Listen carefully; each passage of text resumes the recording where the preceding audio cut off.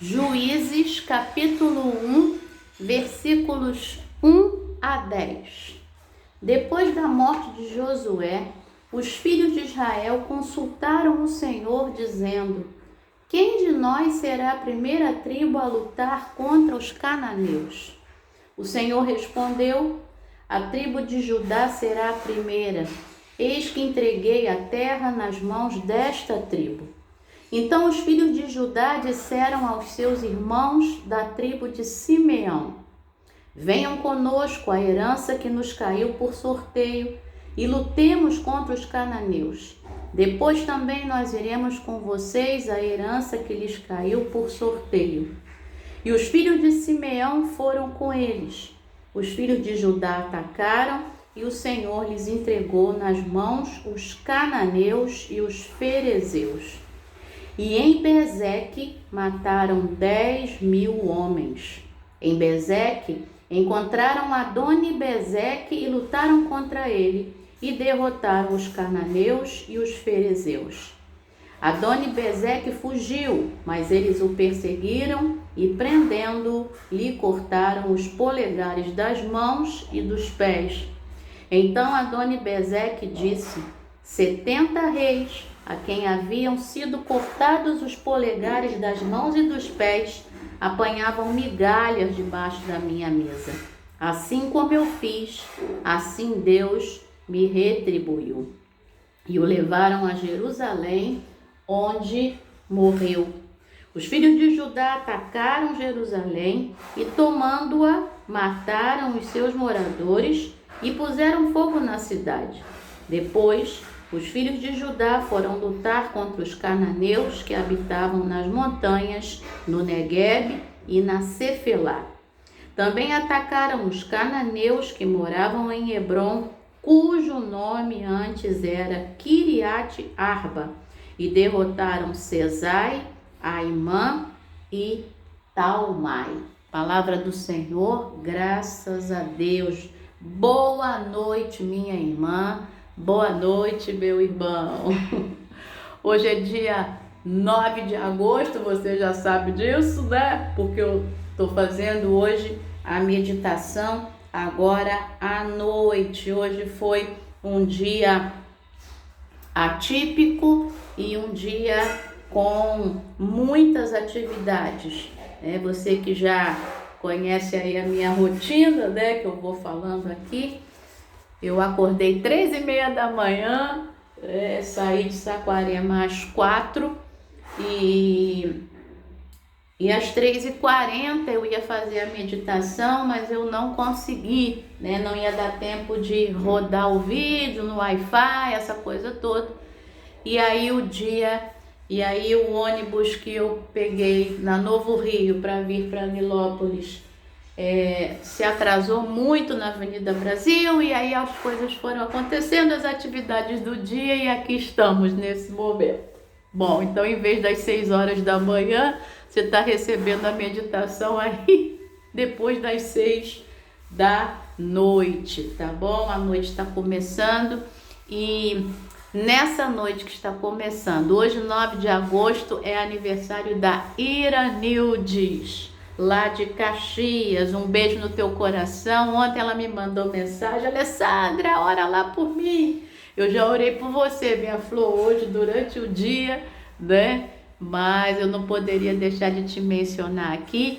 E você aí cujo nome eu não falei e que faz aniversário nesse dia, ainda tá valendo. Deus te abençoe, Deus revista você de muita coisa boa. Deus te dê assim uma noite, já te deu esse dia, né, abençoado para você viver, mas eu quero declarar sobre a tua vida a bênção do Senhor, e você também que não faz aniversário hoje, mas que já viveu esse dia e está vivendo essa noite agora. Que Deus te abençoe, meu irmão e minha irmã, e você que sabe aí os versículos de cabeça, enquanto eu vou falando aqui, você vai falando aí e me abençoando também, tá bom? Deus te abençoe nessa noite com renovação de forças. Mas os que esperam no Senhor, diz Isaías capítulo 40, versículo 31, renovarão as suas forças, subirão com asas como águias, correrão e não se cansarão, caminharão e não se fatigarão. Quero te abençoar com fé. 2 Coríntios capítulo 5, versículo 7, porque andamos por fé e não pelo que vemos. Quero te abençoar com alegria. Filipenses capítulo 4, versículo 4. Alegrai-vos sempre no Senhor. Outra vez vos digo, alegrai-vos. Quero te abençoar com gratidão. 1 Tessalonicenses capítulo 5, versículo 18. Em tudo dai graças, porque esta é a vontade de Deus em Cristo Jesus para convosco. Quero te abençoar com a companhia e a vitória de Deus que já foi decretada na sua vida e na minha vida também. Romanos capítulo 8, versículo 31. Que diremos, pois, à vista destas coisas? Se Deus é por nós, isso, quem será contra nós? Quero te abençoar com a provisão de Deus que já chegou aí e a tranquilidade de Deus também. Salmo 23, versículos 1 e 2. O Senhor é o meu pastor, nada me faltará. Deitar-me faz em verdes pastos, guia-me mansamente a águas tranquilas. Quero te abençoar também com a novidade de Deus para a tua vida, porque Deus diz assim, em Isaías capítulo 43, versículo 19. Eis que eu faço uma coisa nova, agora mesmo está saindo a luz. Será que vocês não percebem? Eis que ponho um caminho no deserto e rios nos lugares áridos. É isso aí. Ele põe, meu irmão e minha irmã. E quero te abençoar também com o nosso versículo de agosto.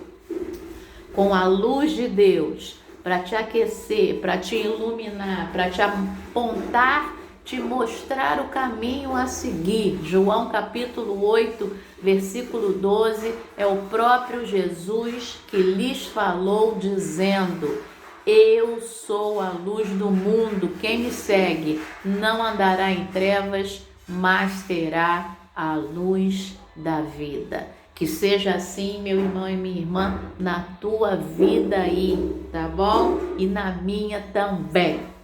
O texto de hoje é do nosso irmão, da nossa irmã lá da região de Kvara, eu acho que é assim que se fala, na Nigéria. O nome Toluvalogo é o primeiro nome dela, e ela traz para nós uma meditação cujo título é Em Comunidade. A epígrafe é o Salmo 68, versículo 6. Deus faz com que o solitário more em família. Ele faz, sabia? Ele faz isso na minha vida e na tua vida. E aí a nossa irmã trouxe para nós um texto, e aí você já sabe o que eu vou falar, né? De contexto guerreiro, lá na antiguidade, lá no Antigo Testamento. O tempo dos juízes é um tempo de contexto guerreiro.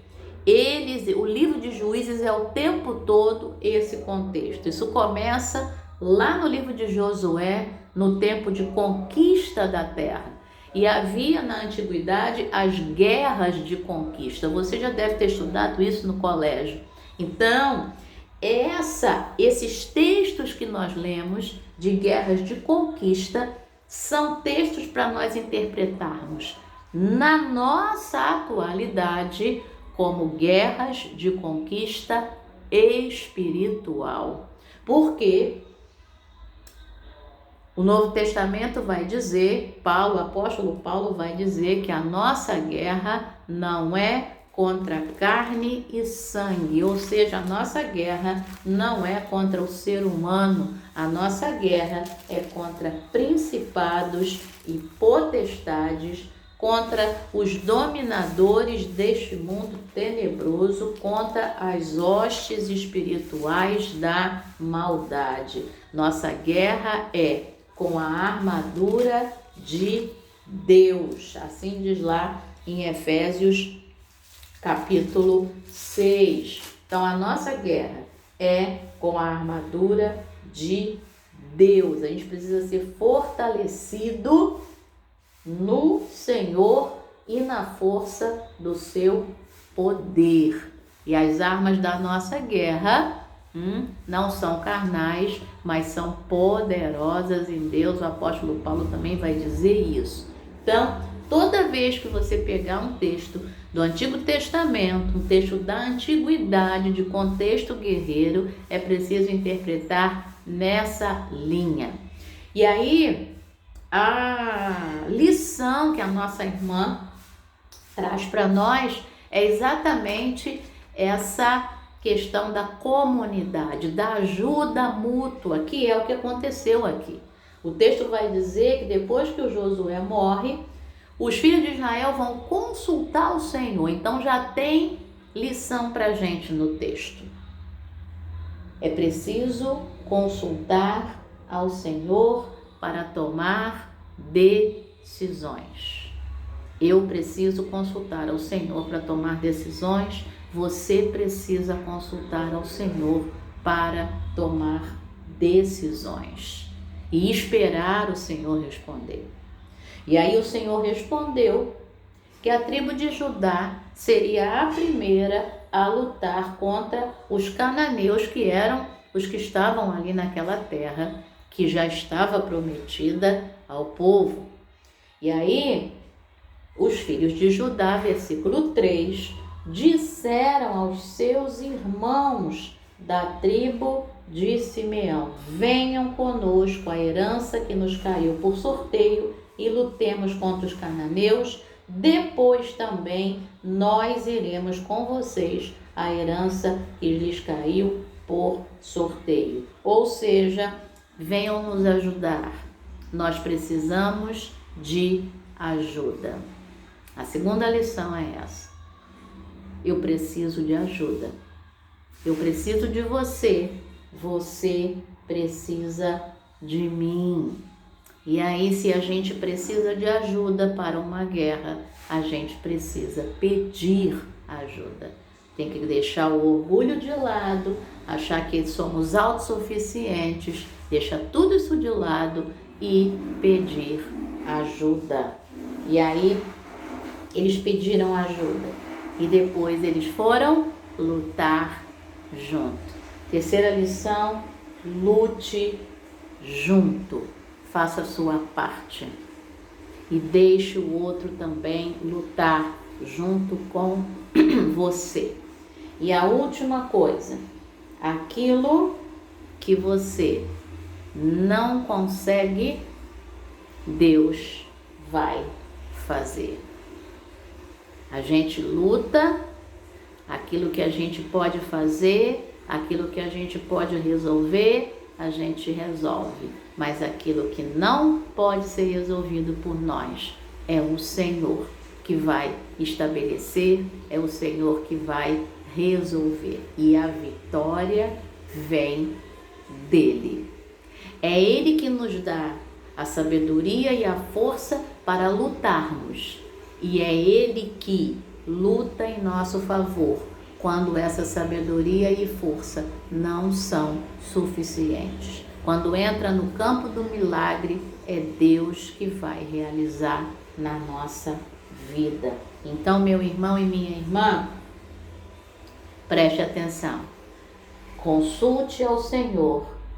Ouça o que o Senhor falou. Peça ajuda se você precisar. Lute e saiba que o Senhor fará aquilo que eu e você não podemos fazer. Tá bom? Guarda isso no teu coração. Vamos ler aqui a meditação da nossa irmã. Quando eu era mais nova, achava que tinha que fazer tudo sozinha. Eu acreditava que pedir ajuda daria aos outros a glória que pertencia somente a Deus.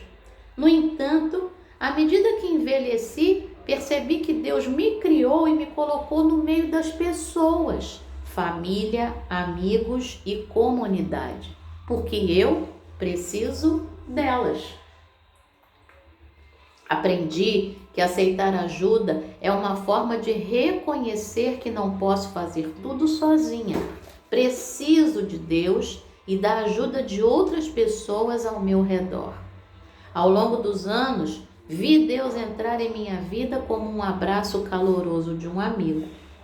Deus atendeu às minhas necessidades por meio de pessoas que eu não esperava, às vezes até me confortando com a bondade de um estranho.